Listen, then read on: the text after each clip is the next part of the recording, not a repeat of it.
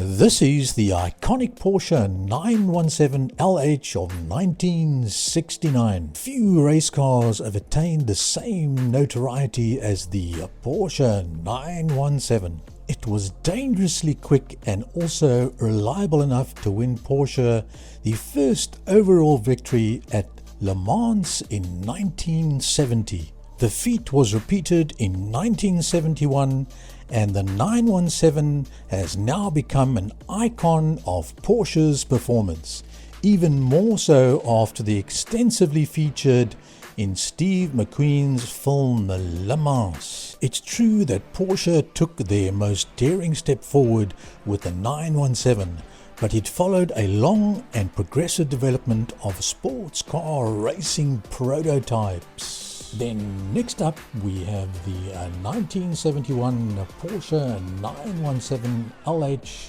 or commonly known as the Langhek or Longtail in English.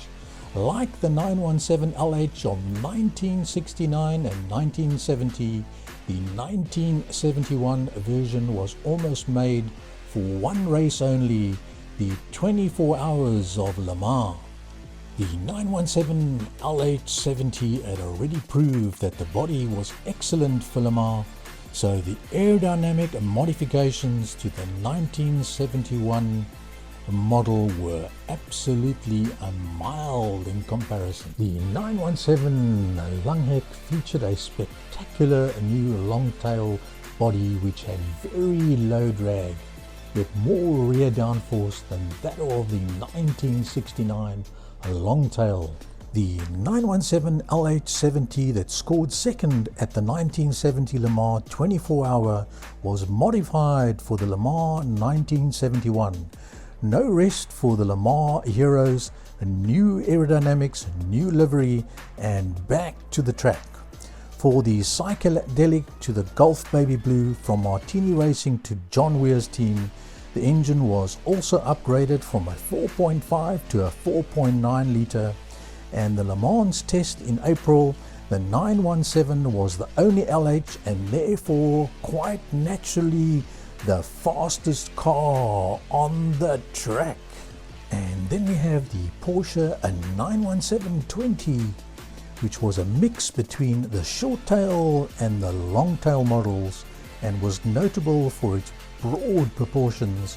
Although pink colored race cars nicknamed the Pig dropped out halfway through the race, its usual paint color made it one of the most famous Porsche models ever to race on the track. The Porsche 917-20 takes a special place among the various 917 versions. It remains a unique and once-off. Porsche engineers, together with French company Serra, undertook the attempt to combine the advantages of a short and a long tail into the 917. Its body was extremely wide and it had extremely rounded wheel cutouts. As the track width remained unchanged, the wheels were hidden deeply in the wheel housings.